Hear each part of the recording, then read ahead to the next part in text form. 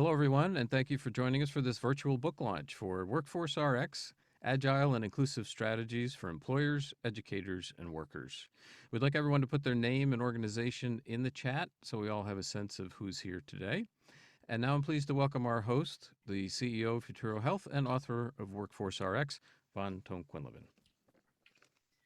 Thank you, Michael. Good morning, everyone. This is Ton-Quinlivan. I'm so delighted to have your company today on this event. It's a big celebratory event, and I have a newfound appreciation for what it takes to write a book. So thank you for joining me today.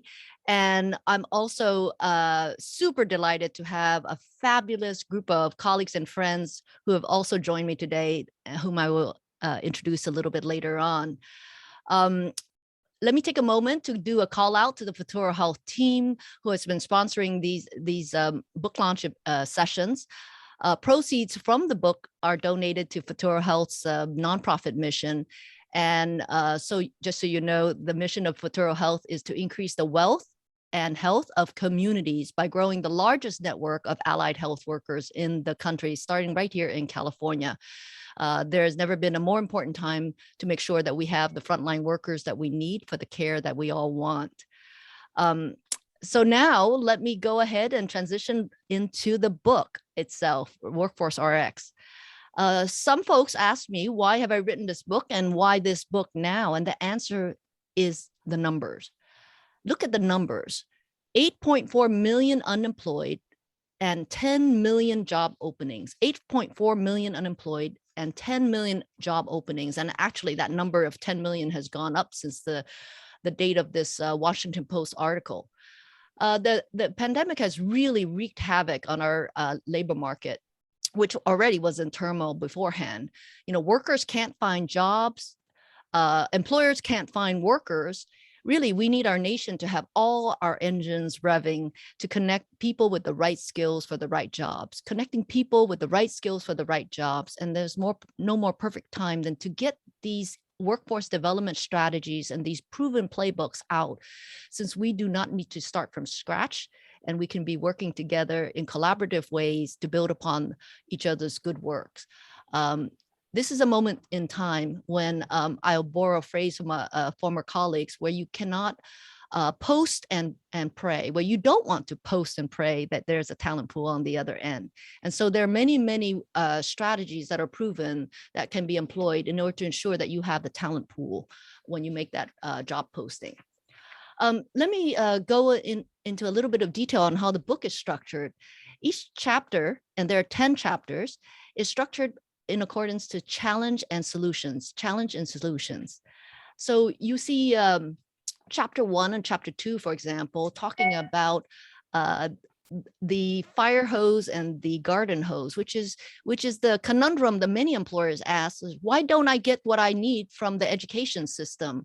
And this discusses sort of the mismatch and how to sync up the production of education, which tends to graduate in cohorts of 25, whereas the garden hose of employment or jobs tends to drip out 1 job, 2 jobs, 3 jobs at a time. So how do you make that sync up between what employers need and what education produces? Ecosystem of the willing. In chapter 2, there's no single institution, no single employer who can really tackle the magnitude of the job needs and the skill changes that are going on. Are there ways where we could braid resources together, braid efforts together, so that we don't have to tackle it alone? Let's go to chapters 3 and 4, surfing the wave of the future. We get into the rate of disruption and how do we look at innovation leaders in order to foresee some of the changes in workflows and hence skill sets. What does it mean when we not only need to move at the speed of business, but now with the pandemic, it shows how fast we have to move in order to move at the speed of need. Chapter 4, removing barriers for inclusive growth. There are proven practices to grow your internal employees in an inclusive ways. So once you get them into the company, let's make sure they're moving up as well. Chapter 5 is a discussion of what it means to go big and design for scales. You'll hear concepts like avoiding pilot fatigue and instead designing solutions with the intent to scale. How do you think about scaling? And we're going to need a lot of large scale solutions given the numbers that I shared previously. Solutions like stacking credentials to create on-ramps and off-ramps. This is about rethinking instructional design so that we can meet especially adults where they're at. And then on chapter 7 and 8, 7 is great attention to diversity, equity, and inclusion, and where there are unintended consequences and unintended practices, actually. Chapter 8, what would it look like if continuous upskilling were the new norm? So concepts like interoperable learning records, micro-credentials, how do these help with facilitating continuous upskilling? And chapter 9, I'm so proud about chapter 9. It's a chapter all about data. And I think I actually made it interesting because it's about aligning monies, metrics, and data. And there's a lot of monies flowing, especially through American Recovery Act and other pots of money from the feds and the states. But to make sure that the public policy intent is actually achieved and that the workers actually benefit, how do you align the money and the metrics and the data in order to do workforce development well? And then, of course, getting ahead of the gig is all about rethinking the future of work. And our nation is growing a lot of jobs, but they are jobs without assets like healthcare and retirement. And what are the missing social and human infrastructure that needs to be paired with work in order to stabilize households? Concepts like worker co-ops and community subsidized training. There's a lot of frontiers of experimentation going on right now in order to later be scaled. So these are the 10 chapters, 10 challenges, 10 solutions. And joining me today are some very distinguished individuals who are longtime colleagues and friends that I will introduce in a second. And what I've asked them to do is start off their comments with a fun icebreaker question, which is, what keyword would they use to find this book on Barnes & Noble, Amazon, or Google, followed by their answer to this substantive question here, which is, next slide, what insight, story, or strategy resonated the most with them and why? What insight, story, or strategy resonated the most with them and why? So let's go back. You see their titles, their formal, their day jobs listed here, but I'll just do some color commentary on how I met them and began work with each one of these individuals. Chauncy Lennon, I actually met him back when he was with JP Morgan Chase and was led a $350 million investment by his company, which is really one of the earliest big investment in workforce development by a major corporation. And that has been followed by many others since then. Earl Buford, you're going to hear his name as a brand name in the world of public workforce development because he has come from that system. And Earl is now CEO of CAEL, which is the Council on Adult Experiential Learning. And this national nonprofit works to improve education to career pathways for adult learners, which is what we do in Futuro Health. Pfotenhauer has been a steady leader in the California community colleges system. And we all go to him for questions on how to do really complex stakeholder design solutions when things are very, very complex. So thanks to his advice, the California community college system has created products like the data tool called Launchboard, the reporting tool called Nova. There's so many infrastructure that you need to create that enables the system to do what it wants to do, the education system to do what it wants to do. Amrit, fellow hails from Canada, and Amrit is the editor-in-chief of EVOLLUTION, the online newspaper developed by Modern Campus to create a conversation hub focused on non-traditional higher education and the transforming of post-secondary marketplace. He's been a longtime partner, allowing me to put out thoughts out there into the ether, and have so appreciated his partnership on that. And then we have Jim Caldwell, Rajinder Gill, and Steve Wright. One of the key strategies that we employed in the California community colleges was to rethink of how we made investments. And we made investments borrowing a concept from the private sector called key talents. And that is because public policy is a crude tool. And you need someone on the ground that can adapt those tools for that immediate situation, for the local dynamic, the regional dynamic, and the problem at hand that is being solved. And so we sought out creative, ingenious problem solvers who had good people skill to be able to tackle what was needed on the ground and adapt the policy intent to the local needs. And so Jim Caldwell, I'm so delighted that we continue to have a long-term friendship and working relationship, Jim, that spanned from PG&E days to the California community colleges and now.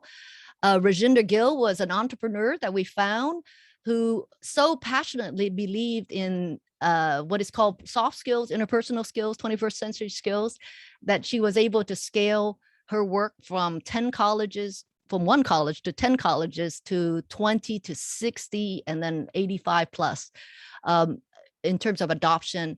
And another individual who was able to scale curriculum adoption at that level of pace, which is extraordinary, is Steve Wright. And he was able to discover in working with Manpower how to do employer-sponsored, employer-endorsed curriculum, which lowered the risk for both students and for colleges. So with that, let me turn it over to Chauncy. Thank you, Vaughn. So excited to be here. Congratulations on this really great book. It's many positives about it, but I think the one that comes to mind is it's just timely. These issues are always important, but in the wake of COVID, they're even more critical to building back better, as the Biden administration would put it.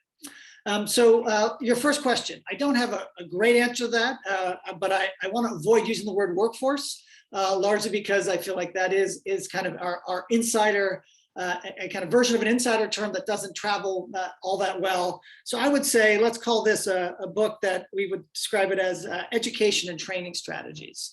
But I would say that that's not great either. And really it's a message to all of us that we've got to find some better words, better language to help explain to a wider audience why investment and better policies around building skills benefits not just individuals, not just businesses and industries, but really all of us. But let me then get to your second question. So, this chapter was really exciting for me, as many parts of the book, because in some ways I felt like, oh yeah, I've been in that moment. I've experienced exactly this problem. And it was great to sort of get your thoughts, understand how you responded and what solutions you built. But in this chapter, you talk about the challenge of coming up with a so-called soft skill strategy that was beyond just a pilot at one college. And what really resonated there for me was I feel like we do struggle in the wider conversation about opportunity in this country to understand the critical role of community colleges. And I know this audience may know these numbers, but I want to repeat them just one more time. We live in a country where there are only about 20,000 people in boot camps. There are only about 200,000 people in WIOA-funded adult workforce training programs, and only about 500,000 apprenticeships. But there are more than 10 million people at community colleges, and half of them are there specifically looking for the skills that will get them a better job. We forget that we do have a large workforce training system. It's got many challenges. There's many things about it that need to be improved. This book can give you a real lesson in what that can look like. But we've got to start from the place of understanding that we do have a system. And if we're trying to have impact at scale, we need to focus on that system. And so what the story Vaughn tells in this chapter is how, instead of just coming up with a pilot, what she did was build a consortium, right? And that consortium wasn't just 10 pilots just all mashed together. It was really thinking about how she could use her levers, some of those around money, Some of those around metrics, some of them around data, some of them around creating the kind of new curriculum around a kind of cutting edge, innovative approach to soft skills training. And then thinking about how by working with a consortium, she wasn't just, again, creating 10 one-offs, but that was a way to think about how to drive the system and the much larger investment that the system represents into innovation. And I think the last thing I'll say is that, Von uses the term sort of money, metrics, and data. That's exactly right. The way I often think about that is that what we need when it comes to helping the community college grow and adapt to the economic realities of the world we live in is we need to remember that there's sort of three important changes that we should be thinking about. We should think about policies that allow the system to be more agile. And again, the book does a great job of showing what those can look like. We should think about, really sort of wonky, boring things like business process reengineering. We've got a system, it was designed for different era. We've got to redesign it. We don't actually allocate much money to thinking about how we redesign a better system. Again, Von shows us in the book how she and her role was able to really use the tools she had to drive that change. And again, that's the biggest bang for our buck out there. And then of course, better data for management, right? The system can't actually get better unless we understand it and build the kind of data and then use that data to drive change. So again, great, thrilled to read the book. So excited to be part of this conversation and look forward to the comments of the other folks here. Thank you, Chauncy, for just reinforcing the need to rethink policies and business processes and data. And it takes all sectors to relook at what they're doing to see what their biases are and whether or not they're getting the desired outcome to create the talent pool. So Earl, we'd love to invite you to share your keyword and then the answer to the question. All right. Well, first of all, thank you for having me. I think the entire field thanks you for taking on this work. I've had conversations over the years about all these things, but now to have them, illustrated is important. Just really happy to be part of this conversation. So, keyword. Actually, I have two: articulation, and throughout this book, the theme in this book, especially you talk about echo chambers, or as Chauncy said, consortiums. I call them ecosystems. Is really what's the end game here at each approach. So if you think about, I think your three-legged stool analogy in the earlier chapters really sets up chapter 5 nicely. And that you give the basics of what's the best echo chamber ecosystem consortium model. And so, we talk about, start with employers, how does the community benefit from that and participate in something, and then also how the right training providers, education providers really fit into this whole ecosystem. And for all those three legs of that stool to work, and to start forming the scale approach, you have to have articulation. You have to have you have to go in there knowing that there's some transaction that will happen and that will benefit. So from the employer standpoint, obviously the talent development, talent attraction, talent retention efforts are spelled out and very clear, so that the community knows that, particularly in adult learners cases, if they go take this class or go pursuing their baccalaureate or their associate's degree, they know when they're done, their economic goals are met, and that's finding a job in a career pathway that's easy to understand and easy to identify. So that's why articulation is my keyword. And of course, from the training and education provider side, to know that we are doing exactly what the employer is looking for, and also providing the vehicle for community members to advance and meet their economic goals is really important in that three-legged stool approach, which sets up the forming of this ecosystem. So articulation, if I wasn't clear about that. Earl, yep, go ahead. Oh, go ahead. Sorry. No, please keep going. I was just going to say, favorite insight from chapter 5 is really your point about, I'll just use a quote I pulled out. In the nonprofit and public policy world, a program that lacks an intentional strategy, intentional is the key here, strategy to go to scale, also misses the opportunity to make a systems level impact. And so I think that statement kind of incorporates what Chauncy mentioned earlier about the public policy side of this conversation as well, and that articulation I mentioned earlier. So when you are, I call them intentional collisions, when you're intentionally making these things connect, and there's articulated purpose here, I think scale has been approachable. I came to CAEL 6 months ago because I really wanted to start to think about a larger framework for scale. I've worked in local areas and regional arrangements, but it's really now's the time for this type of approach to, if we're going to ever achieve this ever elusive scale. I'm sorry, Vaughn, you're going to say something. No, I think you make a wonderful point. I think the intentionality is very key because this is a long game.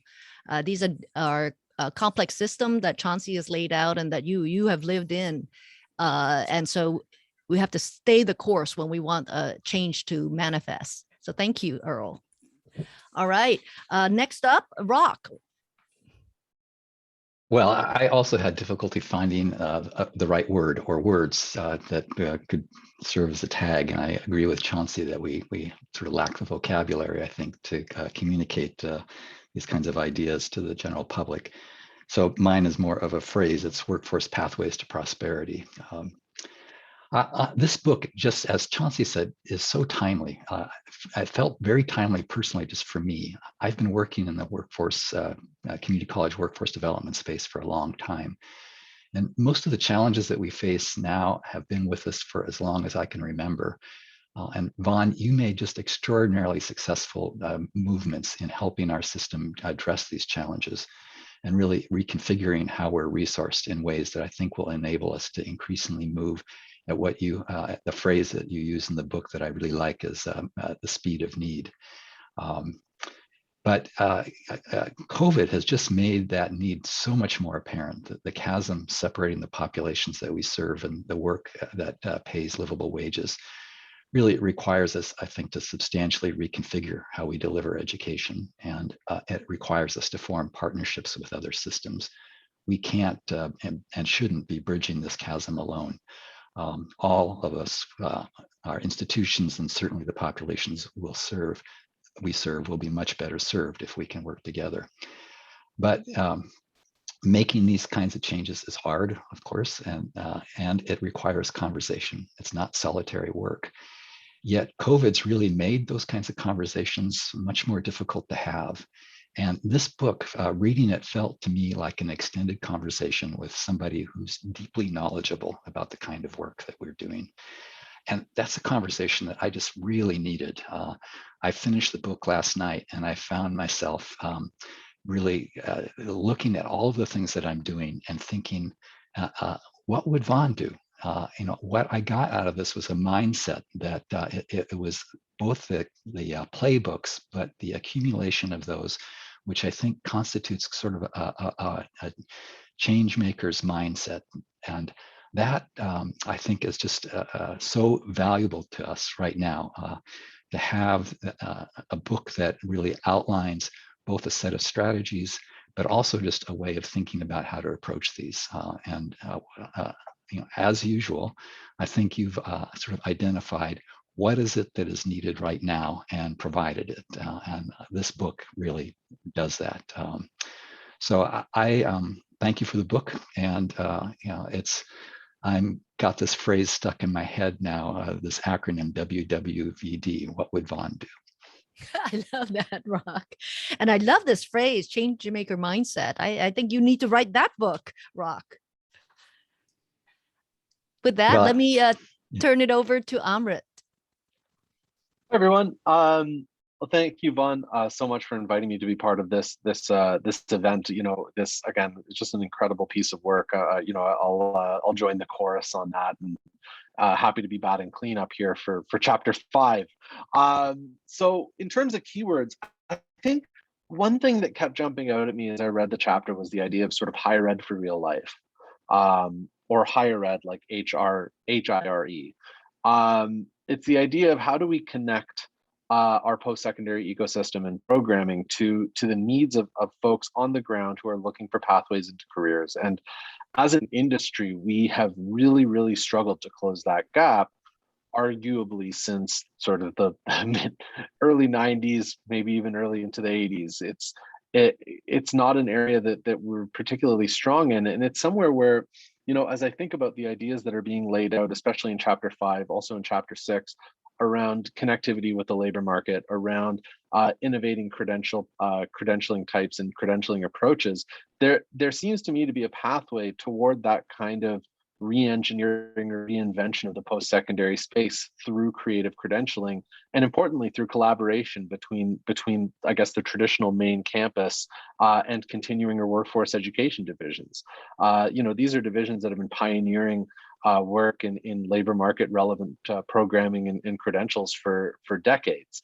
And if we think about the opportunity that stands before modern colleges and universities, these divisions provide pathways and playbooks to making that programming truly relevant to workforce outcomes. Certainly in terms of designing assessment mechanisms that are going to support clear competencies and clear communication of skills, but also in terms of having credentials that make sense to folks on the ground, in terms of being able to clearly identify skill sets and credentials that the individuals carry.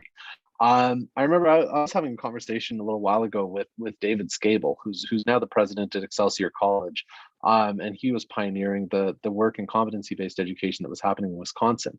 And one of the things he mentioned was, we were talking about soft skills. Soft skills is something that comes up in chapter 5 as well, that we expect, liberal arts credentials especially to provide these rich soft skills that, individuals should be able to build T-shaped professional careers out of. But because of the way that programming is structured and because of the way that we train educators, what genuinely winds up happening is your average liberal arts degree program is workforce training for academics. It's not necessarily focusing on this rich skill set development that's going to allow someone to leave the college and be able to articulate their ability to think critically or to communicate effectively or to collaborate across groups. And those are the skills that employers are looking for. And those are the skills that we expect students to have upon completion, but we don't necessarily give them the tools to recognize that they have those skills or to understand how to leverage them. So this is where I start to look at the role of workforce and continuing education as being essential to bridging that gap between the work that higher education institutions genuinely are doing, but the outcomes that employers expect folks to have. Your point is well taken. Even within the silos of an existing higher education institution, all of that is, all those walls are blurring, much less different tiers of education and the walls between employers and education. So thank you, Amrit. All right, next up we have Jim. Hey, good morning, Vaughn. Good morning, everyone. As always, Vaughn, it's just great to be in a conversation with you. There's so many uplifting ideas and such a richness to the discussion. So again, glad to be with you. The word that came to mind for me, a key word, was talent pipeline development, which I think has a meaning for both education and industry. Industry certainly needs to build talent pipelines somehow, and educators are a primary means for helping do that. And I think in terms of how that applies to this book is evident throughout. But the main thing that I saw in many instances in the book was how simple changes can have a big business impact or big impact for students and for educators and industry alike.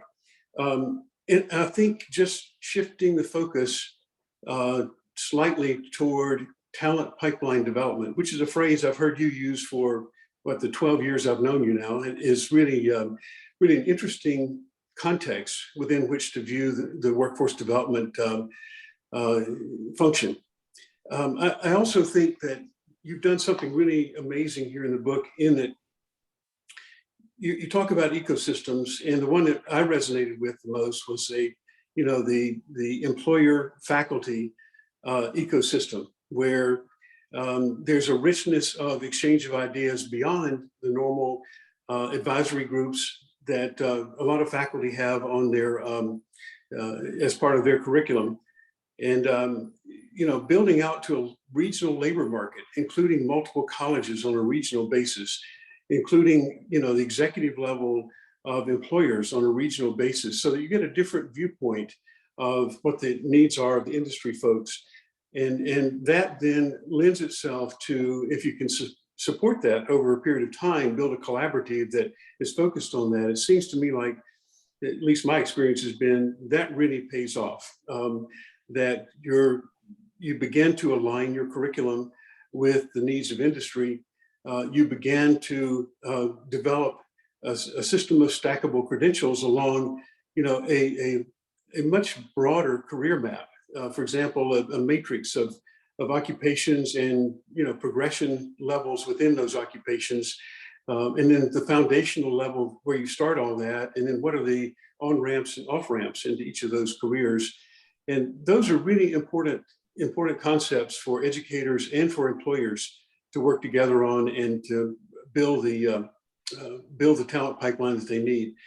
The other piece of it, I think, that you've always focused on was scaling. How do you scale? How do you start something simply and effectively, create impact, and then how do you scale beyond that? So those are all the things that I took away from, especially chapter 6, but they're embedded throughout the book. And I appreciated being a part of your system in the state community college system, and that you allowed us to do a business development function, in effect, which is creating strategic relationships between employers and educators for the benefit of students and for lifelong learning on their behalf through stackable credentials. So again, thank you for having me. Jim, I just wanted to recognize, one of your strategies in order to have all the colleges play together, you actually aggregated the employers and the trades association so that they could agree on which industry recognized credential the colleges should peg along. So I peg their curriculum towards. So I hope people will check out your chapter in the book.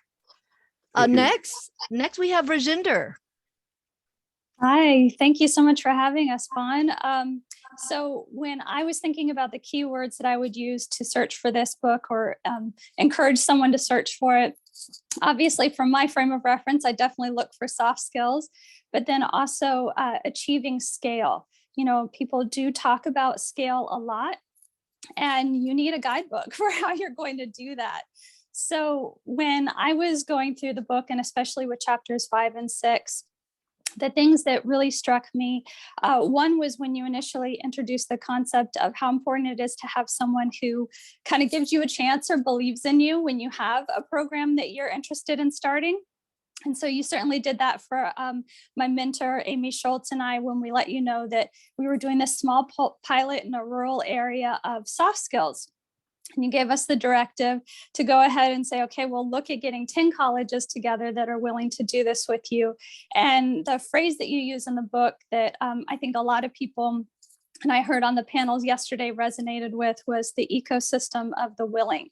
And having that idea of bringing in the 10 partners from the beginning, it really shifts people from thinking about one another in terms of maybe sometimes isolation, which you don't think of when you're in a big system like the California community colleges. But oftentimes, we get focused on what we're doing. We're working kind of in a sense of isolation, or sometimes even in a sense of competition, depending on how money is funneling, like you spoke about earlier. And so that ecosystem of the willing really gives the opportunity to think of one another as collaborators. And I think one of the things that may not be as immediately apparent in that, but we lived it and we saw how true it was, is this just brings in kind of a natural equity check to everything that you do, because you have these partners that you're working with, and you really encouraged us to think about one another as building this together. So we were building the soft skills program together. And in doing that, if you say you want feedback and you really mean it, then your blind spots go away, because you have different individuals who are serving different types of learners. They can say, hey, we've got to think about this background or this demographic. And in the California community colleges system, you have learners all the way from, high school students who are taking early college classes to individuals who are sequencing out of incarceration and looking at joining the workforce again. So it really is something that not only with soft skills, but with that idea of doing it as a collaborative, that is how you achieve scale. in that kind of setting. And so what I think was really powerful about this method that you kind of had all of us kind of pilot in this way was that scale can be achieved in a very grassroots manner. And so it doesn't feel top down. It's not a hierarchy. It's something that's built together. And you have these first adopters who are excited about the content. They're teaching it themselves, and then ended up becoming a lot of the individuals who became our trainers later on.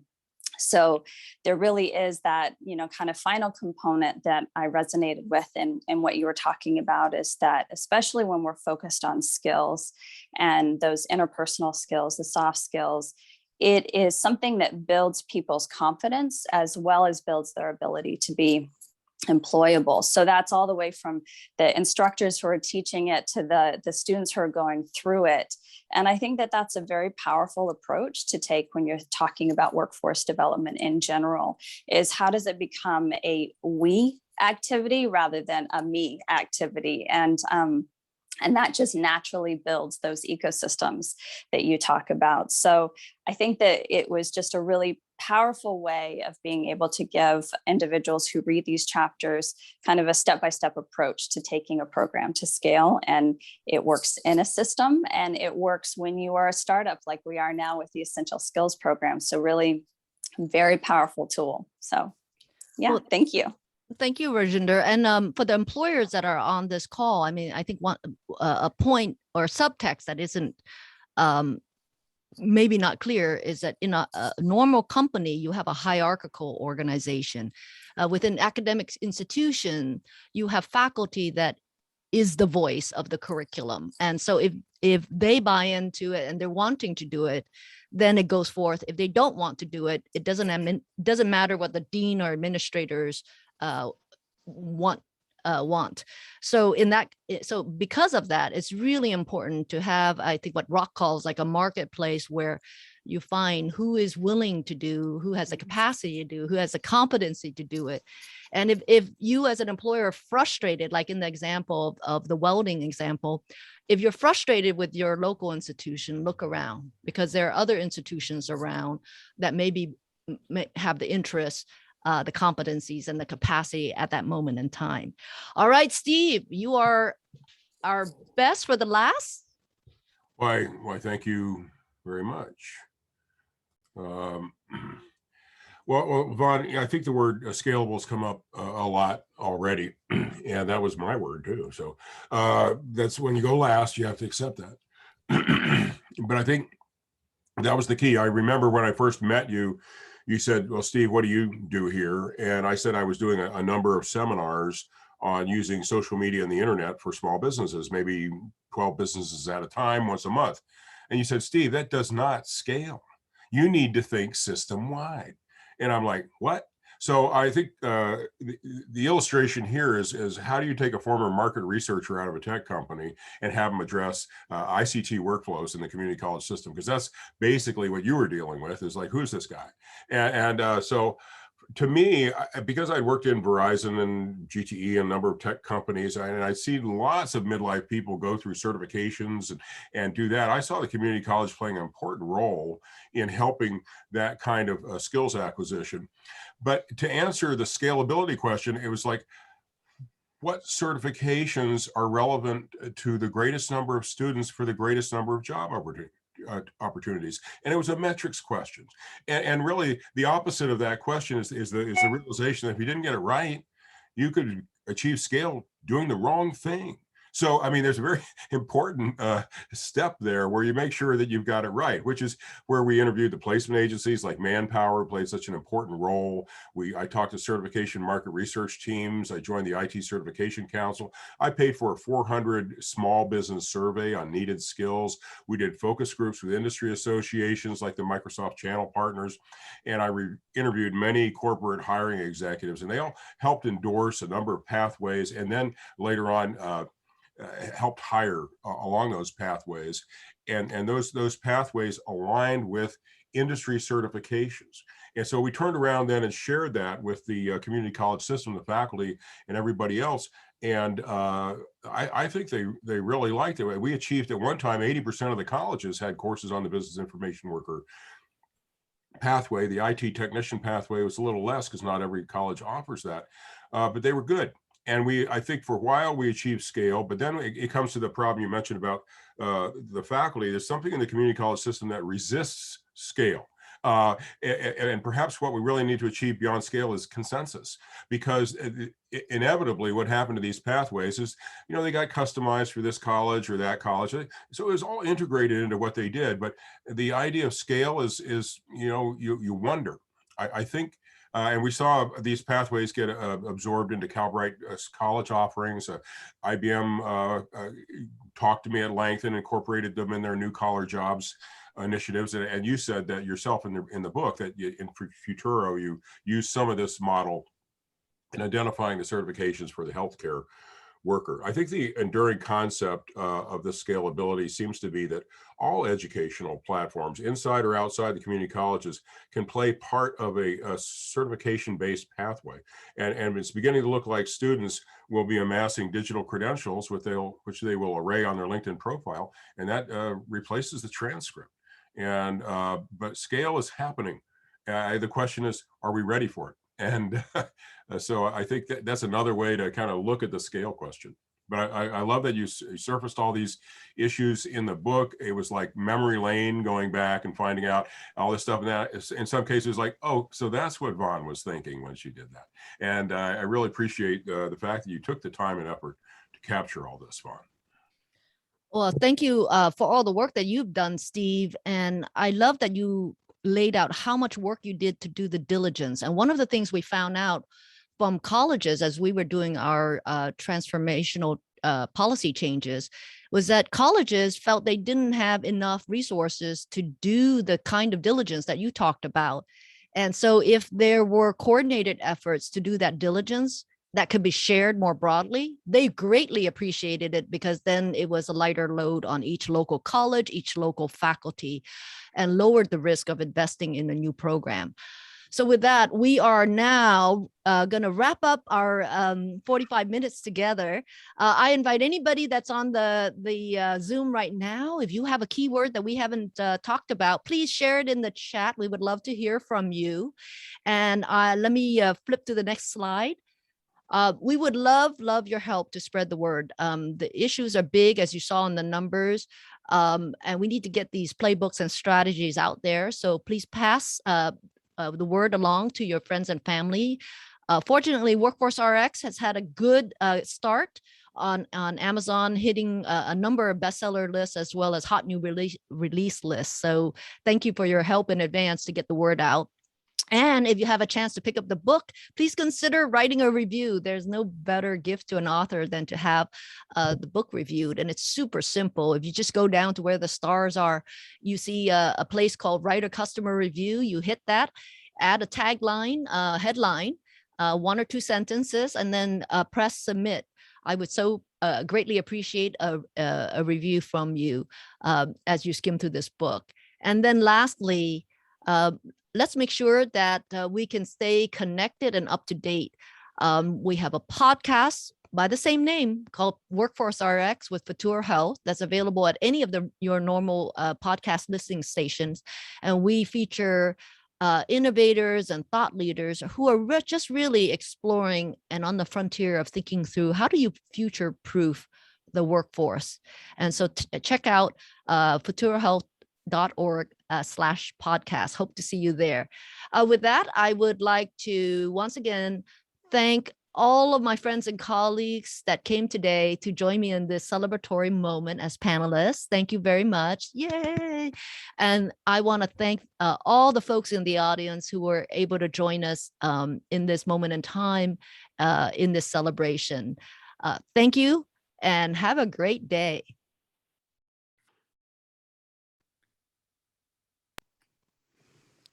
Thanks, everybody. Great job.